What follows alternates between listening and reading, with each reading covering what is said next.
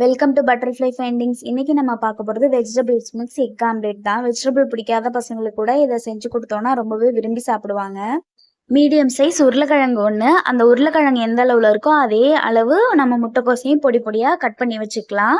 இப்போ ஒரு பேன் அடுப்பில் வச்சுட்டு அது கூட நம்ம உருளைக்கிழங்கு போட்டு ஸ்பைசஸ்லாம் எதுவும் தேவையில்லை, சும்மா உருளைக்கிழங்கு போட்டு வேக வச்சு மட்டும் வச்சுக்கலாம்.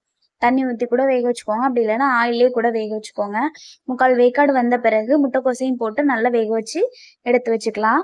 இப்போ நான் ஒரு இஞ்சிக்கல் எடுத்துட்டு இஞ்சிக்கல்ல ஒரு 4-5 பூண்டு, தேவையான அளவு உப்பு சேர்த்துட்டு காரத்துக்கு பெப்பர் போட்டுக்கலாம். நான் மிளகாய் பொடி போட்டிருக்கேன். இதை நல்லா இடித்து எடுத்துக்கலாம். மைய ஒரு பேன் அடுப்பில் வச்சுட்டு இடித்து வச்சிருக்க பூண்டு பேஸ்ட்டை பச்சை வாடை போகிற வரை நல்லா வதக்கி எடுத்துக்கலாம். வேக வச்சிருக்க காய் கூட இப்போ இந்த பேஸ்ட்டையும் சேர்த்துட்டு நல்லா எல்லாத்தையும் மிக்ஸ் பண்ணி விட்டுக்கலாம். ஒரு மிக்சர் ஜாரில் பன்னீர் ஒரு 50 கிராம் அளவில் எடுத்திருக்கேன். அது கூட கொஞ்சம் சுகர், ஒரு 1/2 டேபிள் ஸ்பூன் சுகர் சேர்த்து ஃபைனாக அடித்து வச்சுக்கிட்டேன். 2 முட்டை உடச்சி ஊற்றி நல்லா மிக்ஸ் பண்ணி எடுத்துக்கிட்டேன். இப்போ ஒரு தோசைக்கல்லில் நம்ம மிக்ஸ் பண்ணி வச்சுருக்க முட்டையை ஊற்றிட்டு ஃபுல்லாக அந்த தோசைக்கல் ஃபுல்லாக ஸ்ப்ரெட் ஆகிற மாதிரி திருப்பி விட்டுக்கோங்க. இது மேலே பன்னீர் மட்டும் கூட துருவி போட்டுக்கலாம், பாலெல்லாம் மிக்ஸ் பண்ணாமல். நான் ஃபைனாக அடித்து வச்சுருக்கேன்.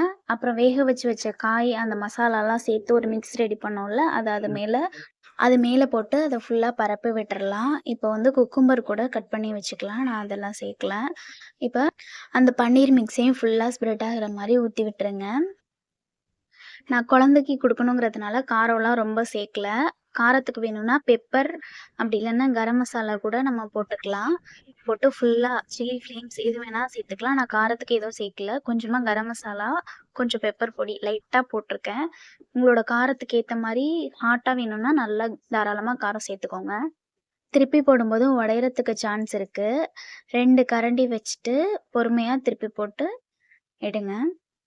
2 பக்கமும் நல்லா கோல்டன் ப்ரௌன் ஆகிற வரை வேக வச்சு எடுத்தோன்னா vegetable mix egg omelette ready. மறக்காமல் இதை ட்ரை பண்ணி பாருங்கள். உங்கள் வீட்டு குட்டீஸ்லேருந்து பெரியவங்க வரைக்கும் எல்லாருக்குமே ரொம்ப பிடிக்கும், விரும்பி சாப்பிடுவாங்க.